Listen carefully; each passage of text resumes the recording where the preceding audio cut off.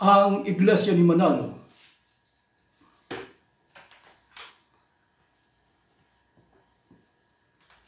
marami pong nagagalit at ayaw po nilang tanggapin na sila ay Iglesia ni Manalo. Kasi po bago ka pumasok o bago ka umanib sa Iglesia ni Manalo, tuturuan ka ng pandoktrina.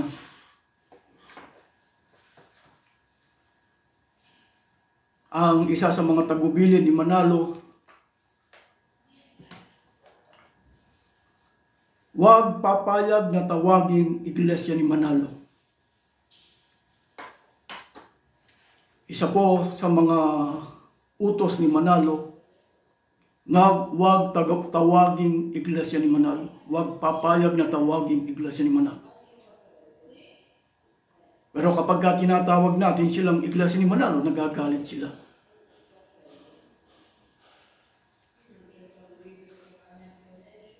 Kaya po sila nagagalit dahil inuutusan po sila na huwag patawag na Iglesia ni Manalo. Meron pa pong nagsasabi na ang pangalan daw po nila ay Iglesia ni Cristo. Kung minsan sinasabihan tayo na hindi ka ba marunong bumasa sa harap ng aming kapilya nakalagay Iglesia ni Cristo? At hindi naman Iglesia ni Manalo. Tingnan mo ang rehistro namin, nakalagay Iglesia ni Cristo.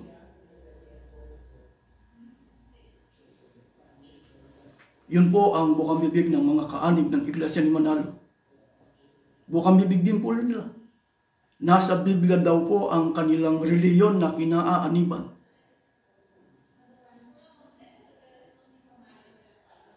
At mababasa daw po sa Biblia. Mas maganda po, babasahin ko ang isang pasugo mula sa kanila para maintindihan po ng mga kaanib ng Iglesia ni Manalo. Ganito po ang ating matutunghayan. In the first century, the early Christian upheld the value and the truth about the Church of Christ in this last day. Member of the Iglesia ni Cristo, do the same. Sinasabi po nila na do the same. Iba po yung tinutularan. Ang tinutularan nasa Biblia. At yung tumutulad, wala sa Biblia. Uulitin ko po para maintindihan po ninyo. In the first century, the early Christians upheld the value, yun po ang nakasulat sa Biblia, and the truth about the Church of Christ in these last days. Member of the Iglesia ni Cristo, do the same. Hindi po magkatulad. Sa paniniwala po nila magkatulad. Iba po yung tumutulad. Ang tumutulad si Manalo. Ang tinutularan na sa Biblia.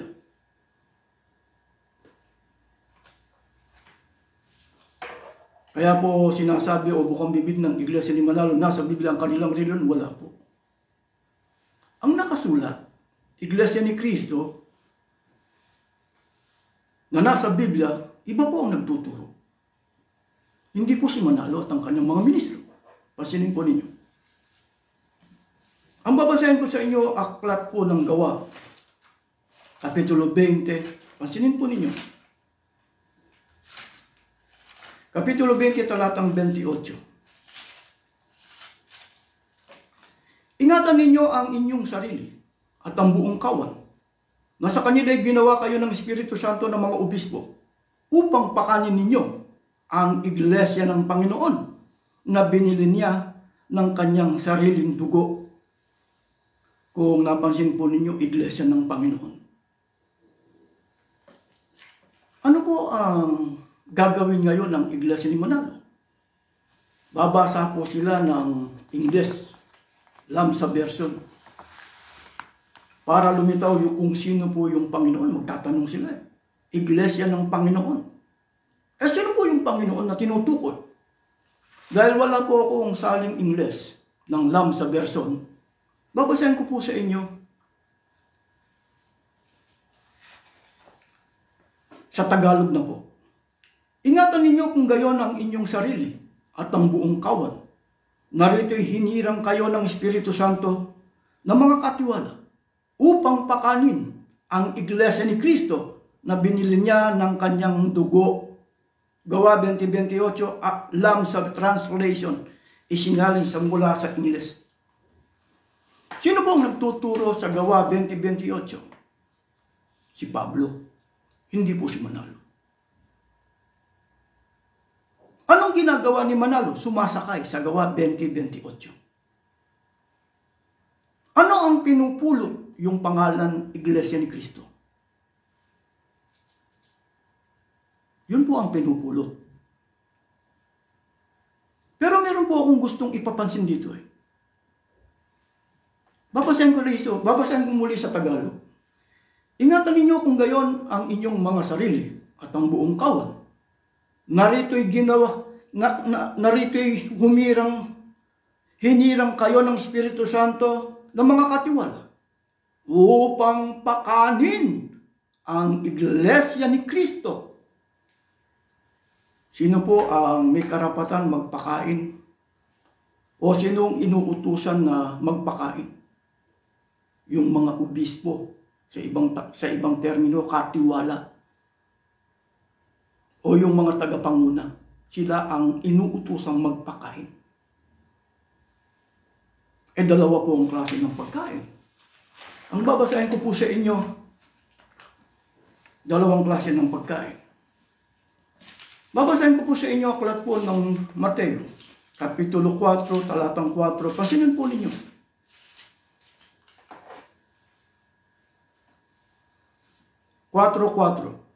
Datapot siya ay sumagot at sinabi, nasusulat, hindi sa tinapay lamang mabubuhay ang tao, kundi sa bawat salitang lumalabas sa bibig ng Diyos. Dito po, dalawang klase ng pagkain. Tinapay at saka mga salita ng Diyos. Si Manalo ba magagawa ba niyang pakainin ang kanyang sarili at ang kanyang mga ministro? Hindi po. Hindi po nila magagawang pakainin ang kanilang sarili.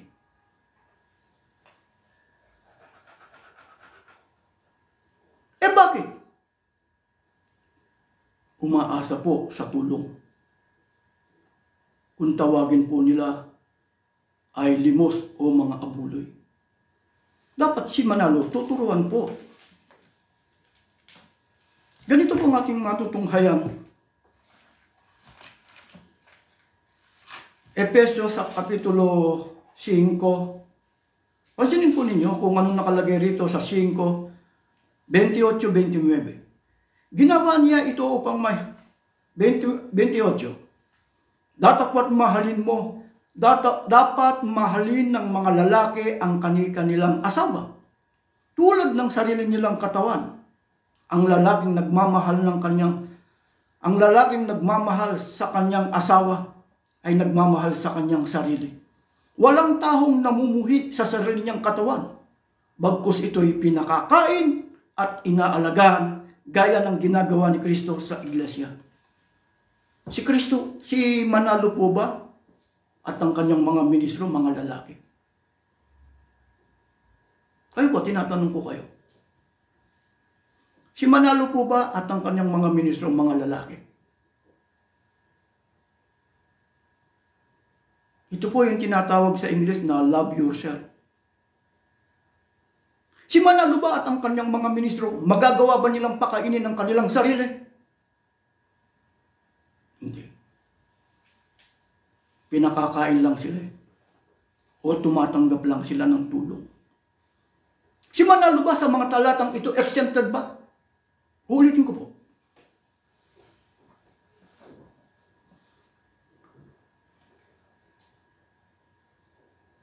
Sa 28, dapat mahalin ng mga lalaki ang kanilang asawa tulad ng sarili nilang katawan. Ang lalaking nagmamahal sa kanyang asawa ay nagmamahal sa kanyang sarili. Walang tahong namumuhi sa sarili niyang katawan, bagkus ito'y pinakakain at inaalagaan, gaya ng ginagawa ni Kristo sa iglesia. Kung lalaki si Manalo at ang kanyang mga ministro, kaya kita nyo, si Manalo at ang kanyang mga ministro nagkukutis babae. Sino nagtuturo rito? Apostol Pablo.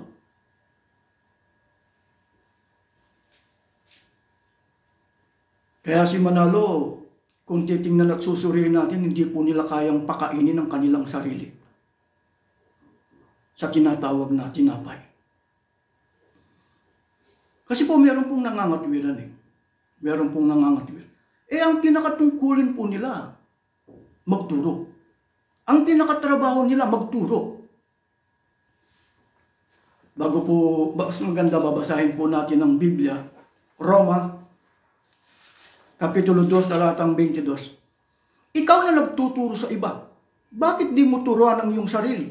Ikaw na nangangaral na bawal magnakaw, bakit ka nagdanakaw? Kinakailangan, halimbawa, ituturo mo yung 5:28-29, magandang balita, Biblia, Epeso. Tuturuan mo sa mga lalaki. Bakit hindi ka ba lalaki? Bakit di mo aminin kung ano ka? Exempted ka ba? Ang banggit dito, mga lalaki. Ilan ba ang nilalang ng Diyos? Isang lalaki. Isang babae. Anong sumpa sa lalaki? Exempted ka rin ba? Mas maganda ba babasahin natin kung anong sumpa sa lalaki? Dito po sa ang Biblia, pasinin po ninyo kung anong sumpa sa lalaki.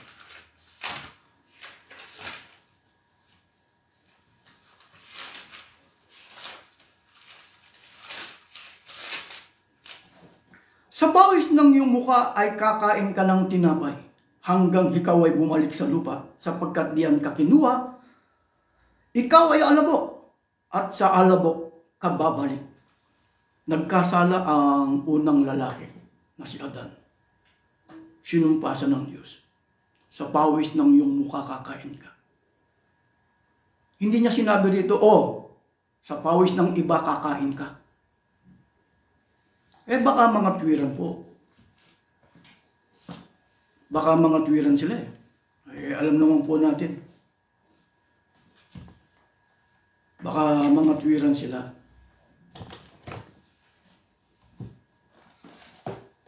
Ang pinakatungkulin po nila, pinakakarapatan po nila, o pinakatrabaho po nila mangaral. Di ba binasa ko kanina, bago ka magturo sa iba, tuturuan mo yung mga lalaki, dapat, teka muna, ikaw pala lalaki. Kung sa tingin mo sa sarili mo, lalaki ka, bakit di mo turuan? Magagawa mo bang pakainin ng iyong sarili? Hindi. Kaya tumatanggap ka lang ng limos dahil hindi mo kayang pakainin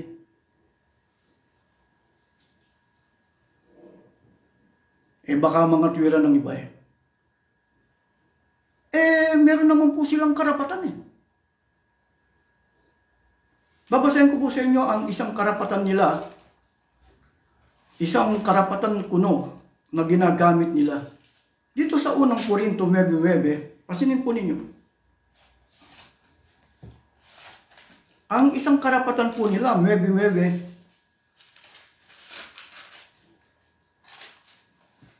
ganito po ang ating matutunghayan. 9. Nasasahad sa kautusan ni Moises, huwag mong bubusalan ng baka habang ginagamit sa pag-iik. Talaga bang mga baka lamang ang inaalala ng Diyos? Ito po ang isa sa mga ginagamit nila para tumanggap lang sila ng limos. Tumanggap sila kung tawagin nila tulong. Hindi sila nagtatrabaho. Ginagamitan pa tayo ng mga talata. Pero kung matalino po kayo sa Biblia, babasahin nyo lang yung 15. Kasi po hindi po nila binabasa. Babasahin ko sa inyo kung anong nakasulat sa 15. Ito po. Ngunit hindi ko ginamit, ngunit hindi ko ginamit ang alinman sa mga karapatang ito. Hindi ko kayo sinusulatan upang bigyan ninyo ako ng tulong. Ibigin ko pang mamatay muna kaysa alisin sa akin Ninuman ang batayan ko sa pagmamalaki. Ginamit ba? Ang sino pong may karapatan? Si Apostol Pablo, hindi po si Manalo. Si Manalo sumasakay lang sa unang Korinto 9:9. Yung tunay na nagtuturo sa unang Korinto 9:9, ginamit ba niya yung karapatan niya? Umasa siya ba sa tulong? Hindi. Bakit nagagawa ni Manalo umasa sa tulong? Hindi po nila binabasa ang 15. Ulitin ko po kung anong laman ng nasa 15. Ngunit hindi ko ginamit ang alinman sa mga karapatang ito at hindi ko kayo sinusulatan upang bigyan ninyo ako ng tulong. Iibigin ko pa ang mamatay muna kaysa alisin sa akin ninuman ang batayan ko sa pagmamalaki. Si Apostol Pablo, hindi niya ginamit ang karapatan. Anong ginagawa ni Manalo sa mga talatang itinatago? Para umasa sila sa tulong. O tatanggap lang sila ng mga abuloy o kung tawagin limos. Kaya hindi po nila magawang magpakain. Ang kinakatwiran po nila ang pinakatungkulin po nila, pinakakarapatan nila, mangaral. Ang ipapakain nila salita ng Diyos, itinatago nga Unang Korinto 9:15, itinatago nga Paano mo sasabihin? Hindi nga alam ng mga kaanibing, mga talatang ito, hindi alam. Kaya ganyan silang umaasa. Paano mo sasabihin sa akin magagawa niyang magpakain ng mga salita nun? Ang pinakatungkulin po niya magturo, mangaral. Hindi nga niya binabasa Hindi nga niya itinuturo Sino nagsasalita rito? Si Pablo. Hindi po meron pa silang isang ginagamit na talata Mas maganda po, babasahin ko sa inyo. Galatia. Dito po sa Galatia, ang isa sa mga ginagamit pa nilang batayan para umasa sila sa tulong. Kala ko nga ang pinakatungkulin mo magturo, mangaral. Hindi mo nga itinuturo Babasahin ko sa inyo, mas maganda po sa dating salin. Galatia Kapitulo 6, talatang 5. Ganito po ang ating matutunghayan kung anong nakalagay sa Galatia 6:5-6. Sapagkat ang bawat tao ay nagpapasan ng kanyang sariling pasan, datapwat tinuturuan ng aral ng Diyos ay makidamay doon sa nagtuturo sa lahat ng mga bagay na mabuti. Sino pong nagtuturo rito? Si Pablo. Hindi po si Manalo. Si Manalo sumasakay lang. Ito lang ba ang talatang nakasulat sa Biblia? Hindi po. Kaya ang ginagawa ng Iglesia ni Manalo, umaasa lang sa tulong. Mas maganda pasasagutin natin ng Iglesia ni Manalo. Ginagamit po nila yung ganito ang ating matutunghayan. The church expenses, including those for the construction of houses of worship, 2 Chronicles chapter 24, verse 12 to 14.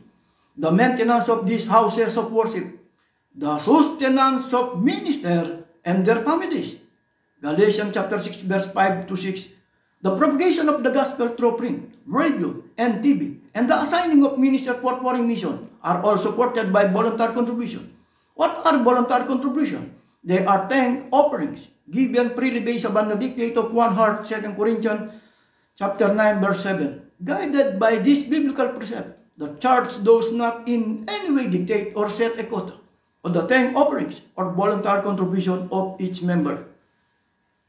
Ginagamit po nila ang Galatia Kapitulo 6, talatang 5 hanggang 6. Sino po nagtuturo? Si Pablo. Yun lang ba ang nakasulat sa Biblia?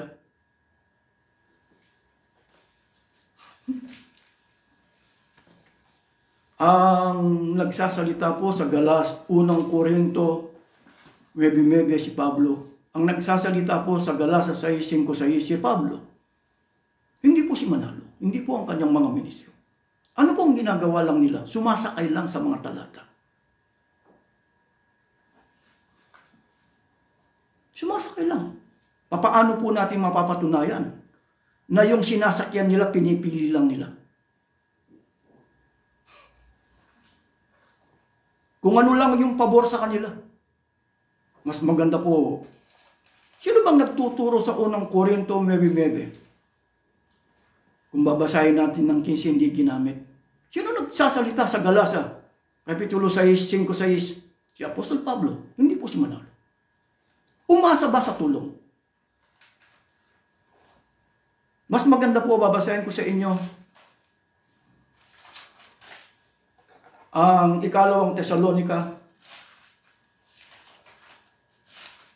Kapitulo 3, talatang 7, 8, 9. Alam naman ninyo na dapat ninyong tularan ang aming ginawa. Hindi kami nahiyang magtrabaho ng kami nariyan pa. Sino nagtuturo rito? Si Pablo. Siya ang may karapatan o sila ang may karapatan sa Galasa 6:5-6. 1 Korinto 9:9. Pero nagtatrabaho. Yung sumasakay sa Galasa 6:5 na hindi naman sila ang tunay na tagapagturo. Katulad ni Manalo ang kanyang mga ministro. Kala ko ba ang pinakatungkulin po nila magturo, mangaral? Itinatago nga mga talatang ito Para tumatanggap lang sila ng abuloy. Tumatanggap lang sila kung tawagin nila tulong. Kailan po malat? Ilang taon na ba iglesia? Pinagmamalaki nila. Ang iglesia ni Manalo ay napakatagal ng panahon. Mahigit na 100 taon na. Kailan nyo matututunan o malalaman ng mga talatang ito sa inyong mga ministro o mga pastor?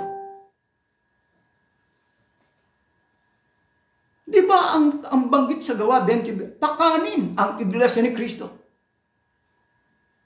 Sa pangmaterial na bagay, hindi po nila magawang magpakain. Kahit sa sarili lang nila. Kasi umaasa lang sa tulong. Ang pinakatungkulin po nila, pinakakarapatan nila, pinakatrabaho nila ay magturo. Itinatago nga ang mga talatang ito. Ituturo ba ni Manalo ang sarap ng buhay niya, tumatanggap lang? Ituturo ba niya ito, mga to? Hindi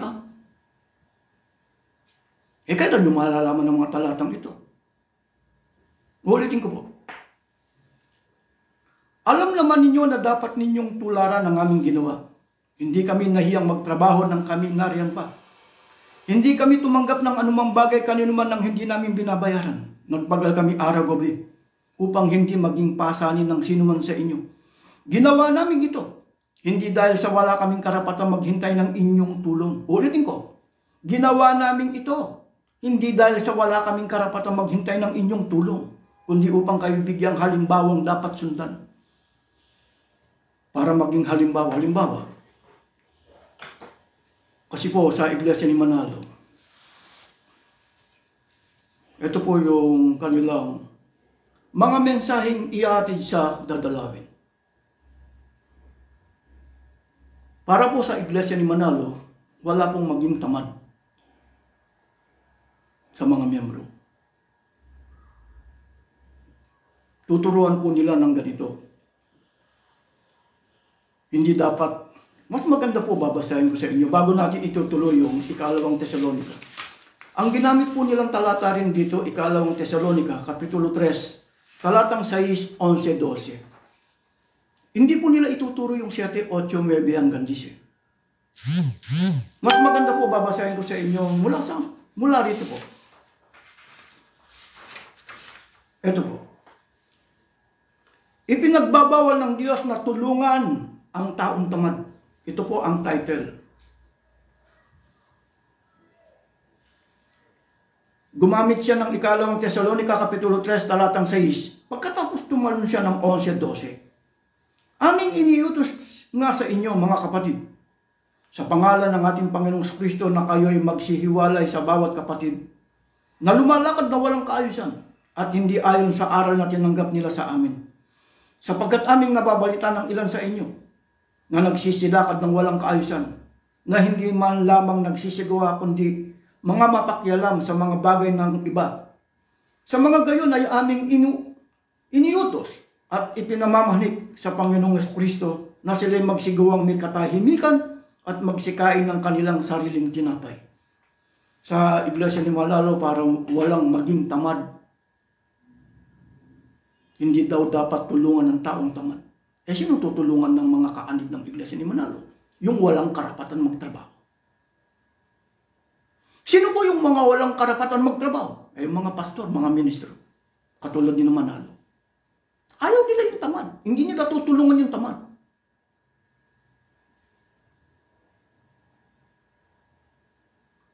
Sino po yung tutulungan ng mga kaanib ng Iglesia ni Manalo?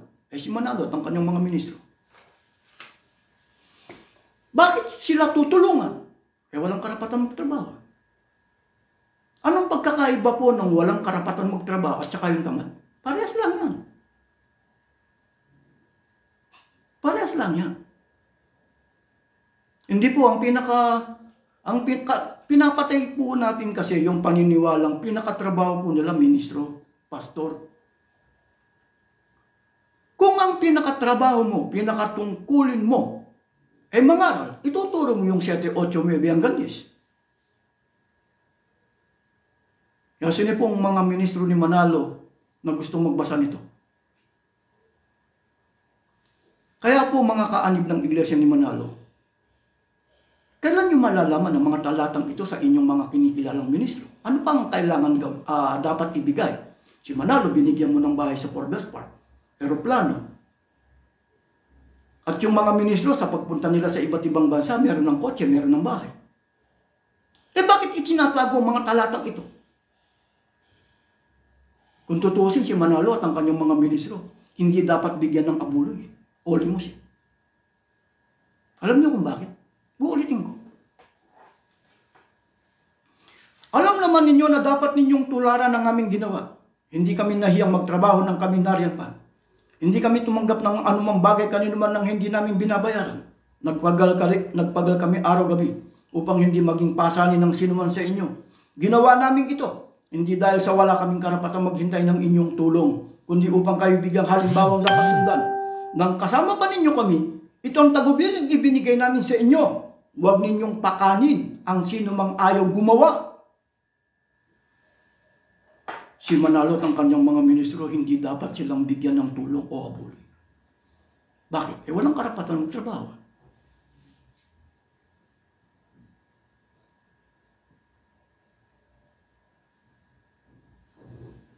Babasahin ba nila? Ituturo ba nila ito? 7, 8, 9 hanggang 10. Hindi po nila ituturo. Bawal nga ang ituro. Ilang taon ang pagmiministro sa Iglesia ni Manalo? 13 years. Yung mga talatang ito, bakit? Kailan mo nyo malalaman ang mga talatang ito?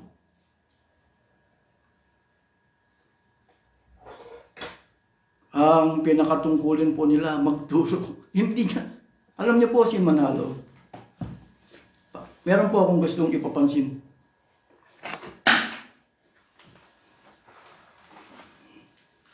Si Manalo po, gumawa siya ng doktrina. Ito po yung pandoktrina. Magpaturo kayo ng pandoktrina 19 as voluntary contribution. Sa araw ng linggo, sa ngayon, ang turo ni Manalo, dati kay Eranio G. Manalo, tatlo lang eh. Ngayon naging 4.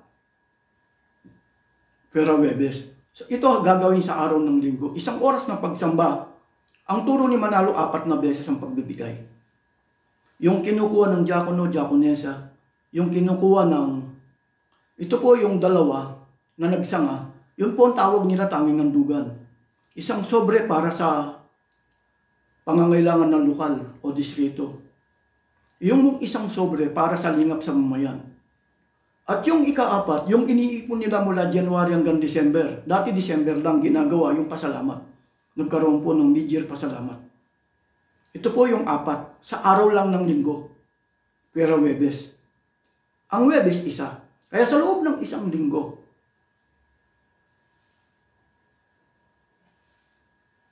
5 beses ang turo nila. Turo ni Manalo. Sinong gumawa ng turo? Si Manalo.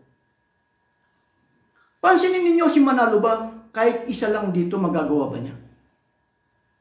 Yung totoo. Mas maganda po babasahin natin.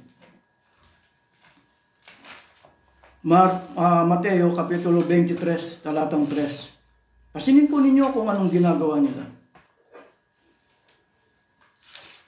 23:3. Kaya gawin ninyo ang itinuturo nila at sundin ang kanilang iniutos. Ngunit huwag ninyong tularan ang kanilang gawa, sapagkat hindi nila isinasagawa ang kanilang ipinangangaral.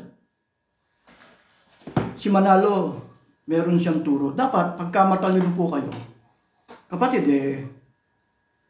gagamitan ka pa ng 2 Korinto 9:7, magbigay ang bawat isa. Kay Manalo, 5 beses kung magbigay. Bakit hindi nyo siya tanungin?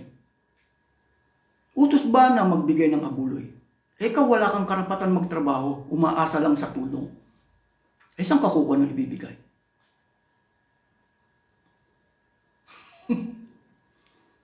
Kaya bago kayo magpaligsahan, mga miyembro, siguraduhin nyo muna na si Manalo at ang kanyang mga ministro magagawa nilang magbigay ng tunay. Bakit? Walang karapatan magtrabaho, umaasa lang sa tulong. Mas maganda po basahin ko muna yung 2 Korinto 9:7. Mas maganda po basahin natin. 2 Korinto 9:7.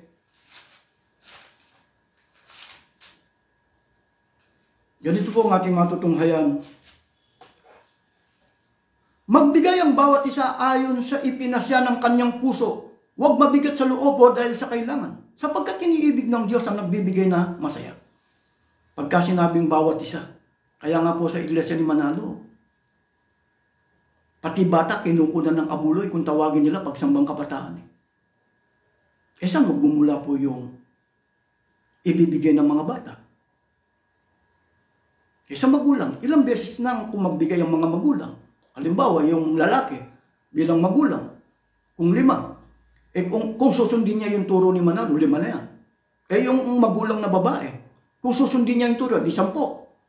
Kung 6 ang anak mo, di malulumpo ka sa pagbibigay. Kasama ba si Manalo sa terminong bawat isa magbibigay? Anong ibibigay ni Manalo? Wala nga karapatan magtrabaho. Anong ibibigay ng mga ministro? Wala nga ibibigay.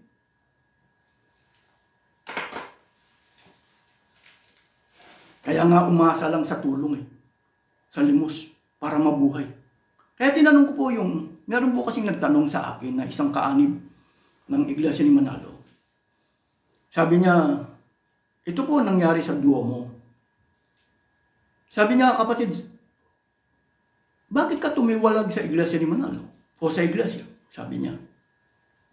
Bago kita sagutin sa tanong mo, sagutin mo ang tanong ko. Saan ka bilang miyembro, saan ka kukuha ng ibibigay? Sa kinikita ko. Yung ministro, saan kukuha ng ibibigay? Umaasa lang sa tulong. Sasabihin ba ng ministro, mga kapatid, nagkukunwari po kami sa pagbibigay ng abuloy. Kinukuha po namin sa tulong. Bakit namin ginagawa ito? Para makita nyo lang na nagbibigay kami. Kami po inlantaran nagkukunwari sa pagbibigay ng... Sino magsasabi niyan? Wala. Di po ba ang pinakatungkulin nila mangaral, magturo? Ituturo ba ni Manalo? Eto, tumatanggap lang ako. Naka-aeroplano. Hindi po nila ituturo. Kaya ang nagiging kawawa po yung mga miyembro. Babasahan po nila ng 2 Korinto 9:6. Dito po sa magandang balita Biblia. Kasi po pinapatay po natin kasi po, ang nakalagay sa Gawa 20:20, pakanin ang iglesia ni Kristo. Tatandaan po ninyo, si Manalo at ang kanyang mga hindi po nila magawang magpakain. Kahit sa pangmaterial na pagkain o sa tinapay, hindi po nila magawang magpakain. Kahit sa sarili lang nila. Kahit po sa salita ng Diyos, hindi po nila magagawang magpakain. Kaya po natin tindigan yan. Namimili lang sila ng mga talatang kanilang ituturo. Ikalawang Korinto, mas maganda po babasahin ko. Kalawang Korinto 16. Tandaan ninyo ito. Ang naghahasik ng kaunti ay mag-aani ng kaunti. Ang maghahasik naman ng marami ay mag-aani ng marami. Ituturo nila sa mga kaani. Mga kapatid, ang maghasik ng kaunti-kaunti nga ani. Saan kayo lulugar, mga kapatid? Kung sa marami, marami nga ani. Kami, bilang si Manalo, kami mga ministro, wala kaming inihahasik. Manaba, nagkukunwari kami sa pagbibigay ng abuloy. Umaani kami ng marami. Ituturo ba ni Manalo? Di ba ang tungkulin niya magturo, mangaral? Ay, hindi. Hindi niya ituturo. Nandadaya nga eh. Nandadaya nga eh. Ituturo ba ni Manalo? O ako, mga kapatid, magkaroon po kayo ng magbigay ang bawat isa o magbigay kayo para sa lingap sa sarili. Ako nga eh. Sarili ko nga lang, hindi ko kayang pakainin eh. Bilang si Manalo eh. O ang kanyang mga ministro, magagawa ba nilang pakainin ng kanilang sarili? Hindi. Bakit nagkakaroon po siya ng lingap sa mamayan? Para maraming madadaya. Pagka maraming nadaya, sino pong payayamanin nila? Si Manalo. Sinong gagamitin? Yung mga membro. Sa papaanong paraan? Dito sa abuloy ng mga kaanib. Kung kayo po ay mapagmasid, maraming sugalan, lalo na sa Pilipinas. Kahit dito, meron na pong ganyan. Yung magsusugal, gagamit siya ng pala. Yung pala, bibigyan niya ng pantaya. Ganyan po si Manalo at ang kanyang mga ministro. Binibigyan niya ng tulong. O ito tumaya kayo sa araw ng pagsamba o pagtitipon Ito yung tulong. Dito magmumula. Hindi po ituturo ni Manalo yun. Kaya nga hindi alam ng mga ministro na sila nagkukunwari sa pagbibigay ng abuloy. Sasabihin ba ni Manalo nagkukunwari lang po kami sa pagbibigay. Si Manalo po hindi po kumikilala sa Diyos. Hindi niya magawang magbigay ng abuloy, pati ng kanyang mga ministro. Bakit? Umaasa sa tulungan. Kung magbigay man sila sa galing saan? Galing sa tulong. Si Manalo po hindi po kumikilala sa Diyos. Magpapakunwari na waring ministro ng katwiran. Babasahin ko sa inyo. Mas maganda po babasahin natin sa unang 1, Kapitulo 2, talatang 3 hanggang 4. At sa ganito'y nalalaman natin na siya'y ating nakikilala kung tinutupad natin ang kanyang mga utos. Ang tunay na pagkilala sa tunay na Diyos, kailangan magawa mo yung utos ng Diyos. Ang gagawa lang ba sa mga utos ng Diyos yung mga miyembro? Kaya binasa ko na kanina, bago mo turuan ng iba, o bago ka magturo sa iba, turuan mo muna ang iyong sarili. Halimbawa, ministro. Magbigay ang bawat isa. Saan ka kumukuha ng ibibigay? Ba't di mo aminin? Na dinadaya mo lang yung mga miyembro. Kaya po sa atin, marami po nadaya. Si Manalo ba kumikilala? Itutuloy po natin ng 4. At sa ganito yung nalalaman natin na siya ating nakikilala kung tinutupad natin ang kanyang mga utos. Ang nagsasabing nakikilala ko siya at hindi tumutupad ng kanyang mga utos ay sinungaling. At ang katotohanan ay wala sa kanya. Sino po ang dinidiyos ng sinungaling? Ang Diablo. 8:44 ng 1. Paano po makikilala yung kumikilala sa Diablo? Hindi magawa ang mga utos ng Diyos. Ang isa sa mga utos ng Diyos Magbigay ang bawat isa. Si Manalo, pati bata, pinapagawa niya. Alam niyo po, sa tunay na mafia o tunay na sindikato, ang kinukunan lang yung mga mayayaman. Sa iglesia ni Manalo, pati bata, kukunan ng abuloy. Kaya bukang bibig po ngayon ng iglesia, bukang bibig ng karamihan ng mga tao, kung meron pong yakuza sa Japan, meron pong iglesia ni Manalo sa Pilipinas. Bakit? Pati bata, kukunan mo ng abuloy na wala pang trabaho. Sabi nila, utos ng Diyos. Bakit di mo tanungin si Manalo kung magagawa niya magbigay? At ang kanyang mga ministro. Ang pagbiministro po sa iglesia ni Manalo, 13 years, may bayad pa. Kurso pa yan. Tanungin mo lang. O ministro, paano ka nakakapagbigay ng abuloy? Di ba, utos ng Diyos na magbigay? Baka tatakbo yung ministro nila, si Manalo. Baka sabihin ng iglesia ni Manalo, isang utos lang. Paano mo sasabihin isang utos lang? 5 beses nga sa isang linggo Kahit isa lang dito Hindi mo magawa Ipapagawa mo lang sa mga miyembro. Mas maganda po babasahin natin Biblia. Santiago 2:10. Pansinin po ninyo. Baka mga tuwiran ang mga kaanib ng iglesia ni Manalo 2:10. Ang tumutupad sa buong kautusan, ngunit lumabag sa isa, ay lumabag sa lahat. Si Manalo, kapag sinunod mo yung 5,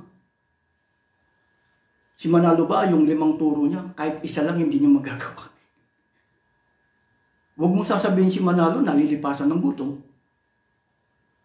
O yung mga ministro niya, masasabi mo bang nalilipasan ng gutom? Alam ba nila yung turo nila? 5? Kahit isa lang hindi nila magawa. Kurso pa ang pagbiministro sa iglesia ni Manalo. Walang nakakaalam na si Manalo nagkukunwari sa pagbibigay ng abuloy. Wala. Bakit siya nagkukunwari? Galing sa tulong. Saan nagmula yung tulong? Mula sa limos ng mga kaanib. Kung tawagin nila mga abuloy. Pinakakain lang. Kaya hindi niya magawang magpakain. Kahit sa sarili lang niya. Hindi niya kayang pakainin ng kanyang sarili. Si Manalo turuan ng ang terminong love yourself. Paano po yung love yourself? Magagawa mong pakainin? Paano po kumakain si Manalo kung hindi niya mahal ang kanyang sarili? Pinakakain. Tumatanggap lang ng limos. Pati na ang kanyang mga ministro. Isang utos lang Baka mga tuwira ng mga kaanib dumalabag sa lahat. Anong nagagawa nila? Mas maganda po babasahin ko sa inyo dating salin. Ganito po ang ating matutunghayan, Santiago 2.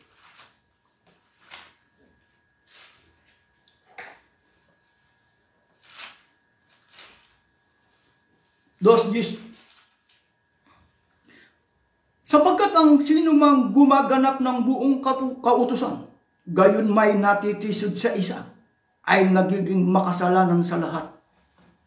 Natitisod sa isa, si Manalo nga, 5 beses, kahit isa lang dito, hindi niya magawa. Kaya pagka sinunod mo yung turo ni Manalo, halimbawa, bilang miyembro ka, mamumulubi ka. 5 yan Isang tao, sa isang linggo. Kung titingnan mo, susuriin mo. Pagdating po kasi sa utos ng Diyos, kahit isa lang ang hindi mo magawa rito. Halimbawa, nagbigay ka 3 lang. Lumalabag ka. Paano yung ika-4? Kaya may po sa utos ng Diyos. Si Manalo, turo niya, hindi niya magawa. Bakit? Walang karapatan magtrabaho. Kailangan si Manalo muna ang tuturuan. Kasi kung nangyayari, sa loob ng iglesia ni Manalo, walang karapatan kasi magsalita ang mga miyembro. Walang karapatan magsalita ang mga miyembro. Hindi nila pwedeng turuan yung ministro nila. Hindi nila pwedeng turuan. Di po ba, meron po silang tinatawag ng mga pagsamba. Ang dadaan, ang dami pa ng mga kapilya. Ang gaganda, sabi nila wala pong silbi yan sa harap ng Diyos. Basura yan sa harap ng Diyos. Ang mga kapilya ng Iglesia ni Manalo. Bakit? Pasinin po ninyo. Sa Iglesia ni Manalo, hindi po sila nagtuturo. Ikalawa, unang Korinto, 14. Pasinin po ninyo kung anong nakalagay rito. Ito po ang tunay na pagsamba. Ang babasahin ko muna 26 hanggang 29. Ano ngayon ang ibig sabihin ng lahat ng yan, mga kapatid, sa inyong pagtitipon? Ito po tungkol sa pagsamba. May aawit, may magtuturo, may maghahayag ng kalooban ng Diyos, may magsasalita sa iba't ibang wika. Meron namang magpapaliwanag ng mga sinabi nito. Gawin ninyo ang lahat ng yan sa ikaunlad ng Iglesia. Kung may magsasalita sa ibang wika sapat ng 2 o 3, halili sila at kailangan may magpapaliwanag ng kanilang sinasabi. Ngunit kung walang magpapaliwanag, manahimik na lamang ang bawat isa at makipag-usap ng sarilinan sa Diyos. Magsalita ang 2 o 3 tao na tumanggap ng kaloob na makapagpahayag ng salita ng Diyos at timbangin naman ng iba ang mga sinabi nila.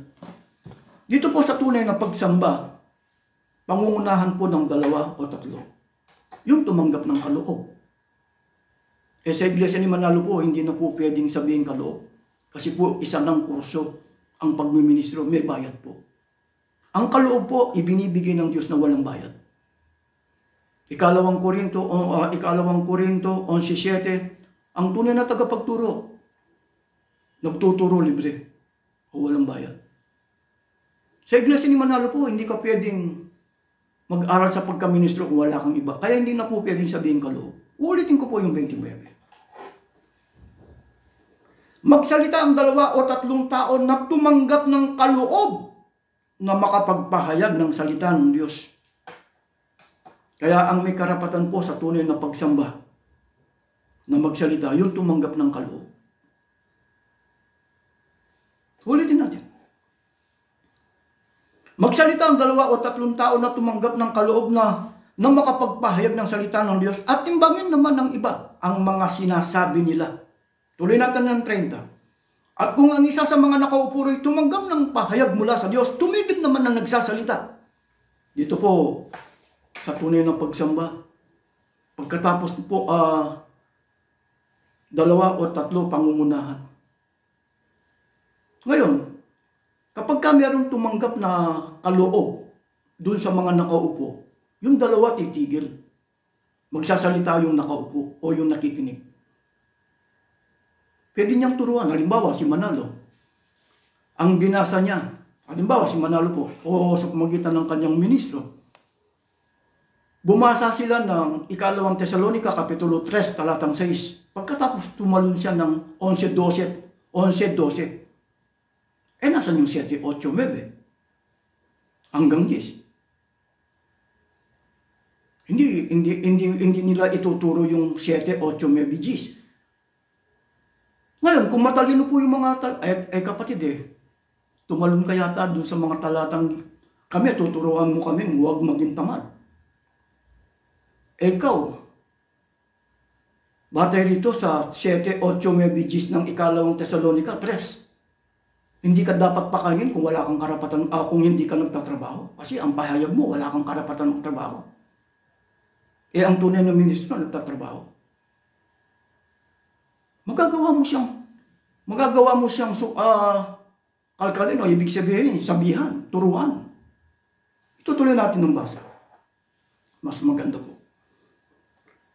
At kung ang isa sa mga nakaupo ay tumanggap ng pahayag mula sa Diyos, tumigil naman na nagsasalita, sapagkat kayong lahat ay maaring isa-isang magpahayag ng salita ng Diyos upang matuto ang lahat at mapalakas ang loob nila. Sa tunay na Iglesia ni Cristo, sa tunay na pagtitipon na isinasagawa ng tunay na Iglesia ni Cristo, hindi mo na kailangan yung eskwelahan. Sa pagtitipon mo lang. Ang pagtitipon pwede pong gawin sa bahay. Kaya kita nyo si Manalo, si Felix Way Manalo, nagkulong lang siya. Sa loob ng kanyang bahay, 3 days, 3 nights, paglabas niya, ministro na. Yung mga tinuruan niya, 13 years ang pagmiministro. Pababasaan mo ng talata, ayaw. Galit pa. Bakit? Hindi ipinatuturo ng kanilang tagapangasiwa. Di ba bawat isa meron? Yung mga ministro ni Manalo, bawat isa may Biblia. Pero hanggat hindi ipinatuturo ni Manalo, hindi po nila ituturo. Kahit binabasa po nila Biblia. Kahit dala ay Biblia. Bakit? Gusto mo pong dukutin ka ng mga pulis. Gusto nyo bang dukutin kayo ng mga pulis? Pagka hindi itinuro ni Manalo, hindi po nila ituturo kahit na nakasulat sa Biblia. Kahit na nakasulat sa Biblia, hanggat hindi ipinatuturo ni Manalo, hindi po nila ituturo. Pababasaan mo ng talata ng Biblia, hindi po. Wala kayong authorized na magpabasa ng talata sa mga ministro ni Manalo. Ang may karapatan lang po ay si Manalo. Kung ano yung sinabi niya, ang tawag nila centralized.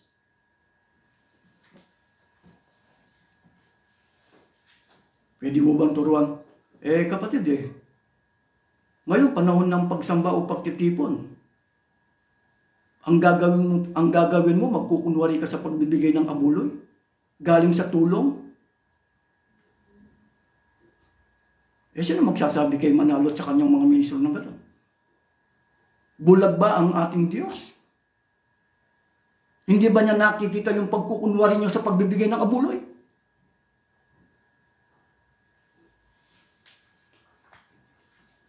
Ang binasa natin kanina, Gawa 20:28. Kung ang tunay na ministro, hindi siya umaasa sa tulong, paano siya makakapagbigay ng abuloy? Si Manalo, kaya nakakapagbigay dahil sa tulong. Ibig sabihin, nagkukunwari sa pagbibigay ng abuloy. Nasabi ko nga, si Apostol Pablo nagtatrabaho. Ano bang naging trabaho ni Apostol Pablo? Ang babasahin ko sa inyo, aklat po ng Gawa, Kapitulo 18. Ito pong mga talatang ito, hindi binabasa ni Manalo sa kanyang mga ministro. Pati na ang kanyang mga ministro.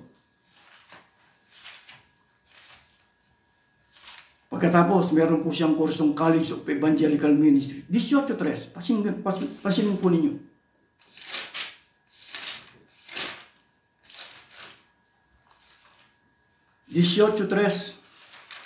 Ang bagong ang Biblia. At dahil ang hanap buhay niya ay tulad din ng kanila, tumuloy siya sa kanila. At sila ay magkakasamang nagtrabaho, parehong paggawa ng tolda ang hanap buhay nila. Si Apostol Pablo at ang kanyang mga kasama nagtatrabaho, tagagawa ng tolda. Kahit saan sila makarating. Si Manalo, paano siya makakarating sa ibang lugar? Nagtatago. Kaya nga gumawa siya ng Torre ni Babel. Bakit sinasabi kong Torre ni Babel? Yan po kasi ginulo ng Diyos noong una. Bakit? Ayaw po nilang magsipangalat Kaya yung Torre ni Babel, yun ang layunin. Kaya nagtayo sila ng Torre ni Babel para hindi sila magsipangalat. Nagtayo ng sentral si Manalo para hindi siya mautusan. Ang sabi po nila, ministro, hindi. Si Manalo, hindi po siya ministro. Kasi nagtatago yung mga ministro, nagtatago rin Hindi sila makahanap ng tuturuan. Paano po sila nakakakita ng tuturuan? Dadalhan sila kung tawagin nila pamamahayan. Meron na silang kotse, meron silang bahay, meron ng panggasolina, lahat ibibigay from voluntary contribution. Kaya mamumulubi po yung nagbibigay ng abuloy sa kanila. Sinong payayamanin nila? Yung walang karapatan magtrabaho. Sino po yan? Si Manalo at ang kanyang mga ministro. Ang pinakatungkulin po nila, pinakakarapatan nila, ay yung magturo. Meron akong babasahin ngayon. Di ba binabasa nila ang Gawa 20:28? Babasahin mo lang yung 33, 34, 35. Ganito ang ating matutunghayan sa salita ng buhay. Ito po, yung mga talatang ito, hindi binabasa. Ganito ang ating matutunghayan. Hindi ko hinangad kailanman ng salapi o damit ng ibang tao. Alam ninyong nagtrabaho ko upang tustusan ang mga pangangailangan namin ng aking mga kasamahan. Bulitin ko po, para maintindihan po ninyo. Ganito ba si Manalo? Ganito ba ang kanyang mga ministro? Kasi po kaya hindi po nila itinuturo ito, hindi po, kumbaga, hindi lapat sa kanila. Kaya hindi nila itinuturo. Itinatago. Kala ko po ang tungkulin nila mangaral.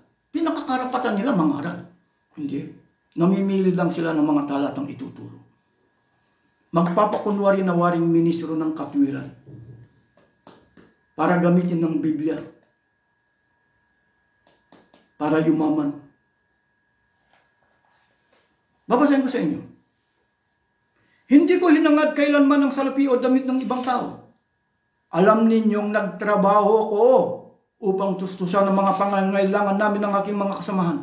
Ipinakita ko sa inyo sa lahat ng paraan na sa ating pagbabanat ng buto, matutulungan natin ang mahihina. Alalahanin natin ang sinabi ng Panginoong Hesus. Mas mapalad ang nagbibigay kaysa tumatanggap.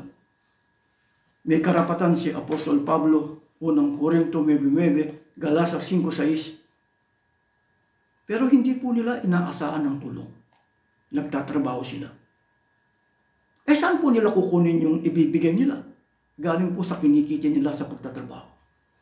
Ikukumpara natin sa iglesia ni Manalo. Si Manalo at ang kanyang mga, saan nila kinukuha yung kanilang ibinibigay?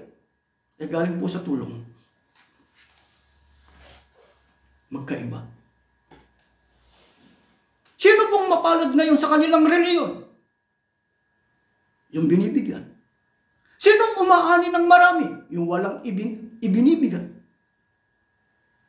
Walang hinihahasik. Umaani ng marami. Ituturo ba ni Manalo, mga kapatid? Kami, wala kaming hinihahasik. Naka-aeroplano ko. May bahay sa Porgas Park. Kita niyo yung opisina ko. Tingnan niyo yung mga ministro natin. Naka-aircon. Ituturo ba nila yan? Alam niyo po, kung matalino po kayo sa Biblia. Kaya si Manalo po, hindi na po nagbabasa ng Biblia. Ang tunay na ministro po, mas maganda basahin natin ang Biblia. Dito po sa Filipos, Kapitulo 2. Ito po ang ayaw basahin ni Manalo. Filipos, Kapitulo 2, talatang 3. Talatang 7-8. Ngunit dahil kay Kristo, ang mga bagay na maaari kong ibilang na pakinabang ay inari kong kalugihan. Oo, inari kong kalugihan ng lahat ng bagay bilang kapalit ng lalong mahalaga ang pagkakilala kay Kristo Jesus na aking Panginoon. Ang lahat ng bagay ay ipinalagay kong walang kabuluhan. Makamtan ko lamang si Kristo. Inari bang kalugihan? Napakayaman. Mas maganda Biblia po ang sasagot sa atin. Kaya kung ang tunay na ministro, mas maganda po basahin natin unang Korinto. Ikukumpara po natin sa iglesia ni Manalo. Unang Korinto 4, Kapitulo 11, 12, 13. Mas maganda po, 11, 12, 13. Hanggang sa oras na ito ay nangagugutom kami, nangahuhuaw, mga hubad, mga tinampal. Wala kaming tiyak na tahanan. Si Manalo, no? Si Manalo ba at ang kanyang mga ministro, pababasahan mo ba ng talata? Sasabihin mo bang wala silang tiyak na tahanan? Yung ginagamit niya. Hindi nila personal. Babasahin ko. Kami nangagpagal, nangagsigawa ng aming sariling mga kamay. Bagamat inuupasala, kami nangagpapala. Bagamat pinag-uusig, ay nangagtitiis kami. Bagamat mga sinisira ang puri, ay aming pinamamanhikan. Kami naging tulad ng yagit sa sanlibutan. Suka lang lahat ng bagay hanggang sa ngayon. Inari nilang kalugihan ang lahat ng bagay. Naging yagit sila sa sanlibutan. Si Manalo, pawabasaan mo ba ng talata? Kapatid, pakibasa mo nga to. Sabihin mo nga na yagit. Naka-aeroplano ka. Wala kang karapatan magtrabaho. Naka-aeroplano ka.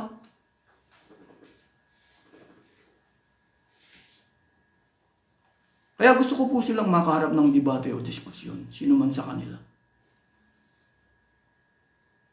Wala po akong pinipili kahit sino sa kanila. Kaya, mawala man po ang korupsyon sa panig ng gobyerno. Kaya yung sinasabi ni Manalo na transparency for better democracy, si Manalo, hindi siya dapat magsalita ng ganun sa gobyerno. Bakit? Siya mismo Hindi niya ilalahad kung anong source of income niya. Hindi niya ilalahad kung anong lifestyle niya. Ang mga tao, dinadala sa reliyon ang kanilang yaman. Ang pinayayaman ng mga tao ang reliyon o sekta. Sa makatwid, yung mga miyembro maghihirap. Sinong sinisisi? Ang gobyerno. Hindi nila nakikita na pinayayaman nila ang kanilang reliyon. Si Manalo ba, magsasabi ba siya? Transparency for better democracy. Nagdidikta.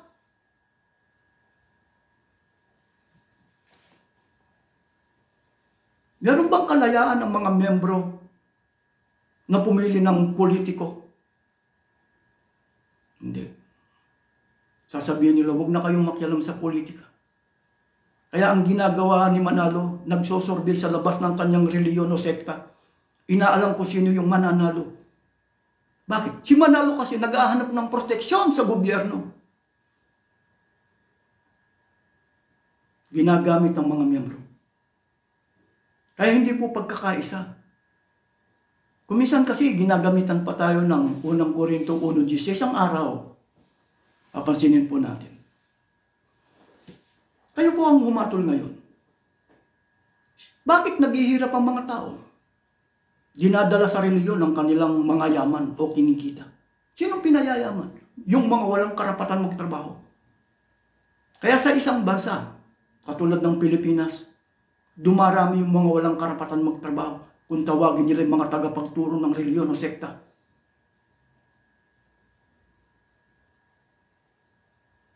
Kaya si Manalo napahiya siya Nitong nakaraan, pati nung January, si Manalo po walang karapatan magsabi sa gobyerno na, pero bukang bibig nila para sa sambayan ng Pilipinas, hindi po. Para sa kanya lang yun. Si Manalo naghahanap po ng proteksyon sa gobyerno.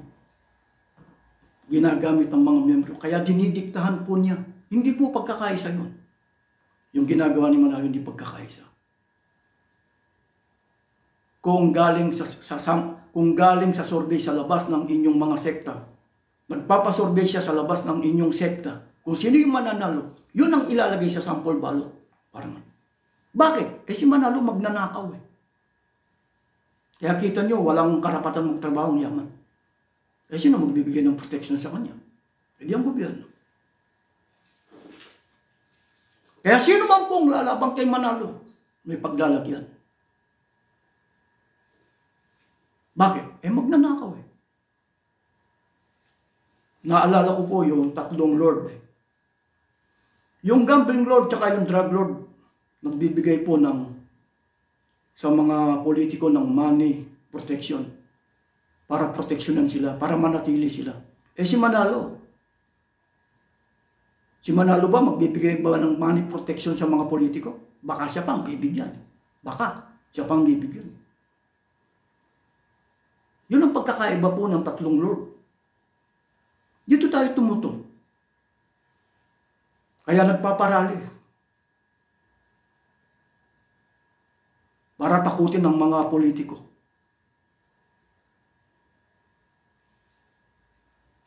Si Manalo po siyang naghahanap ng proteksyon. Ginagamit ng mga miyembro. Kaya ganyan niyang dinidiktahan sa panahon po ng eleksyon. Hindi niya tinatanong ang mga kaanib. Di ba sa Iglesia ni Manalo mayroon pong university? Walang silbi po ang pag-aaral diyan sa panahon po ng eleksyon. Hindi niya tinatanong, sinong gusto niyong politiko? Wala. Sinasabi po ng mga kaanib ng Iglesia ni Manalo, hindi raw sila nakikialam. Kapag ka bumoboto ka, nakikialam ka.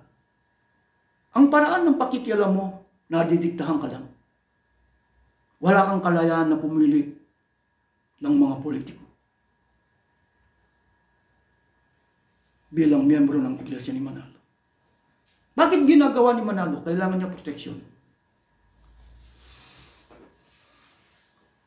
Kaya si Manalo po, hindi niya ginagamit niya ang gawa 20:28. Kasi po, karamihan po kasi ng mga kaanib ng Iglesia ni Manalo.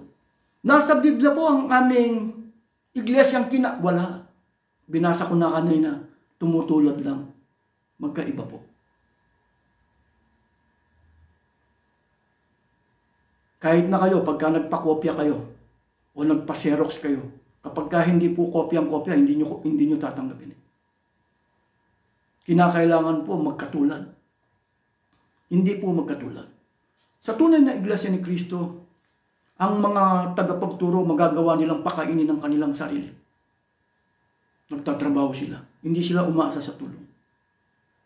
Magagawa nilang magbasa ng Biblia. Sa Iglesia ni Manalo, may pababasahan ka lang ng talata, hindi nila babasahin.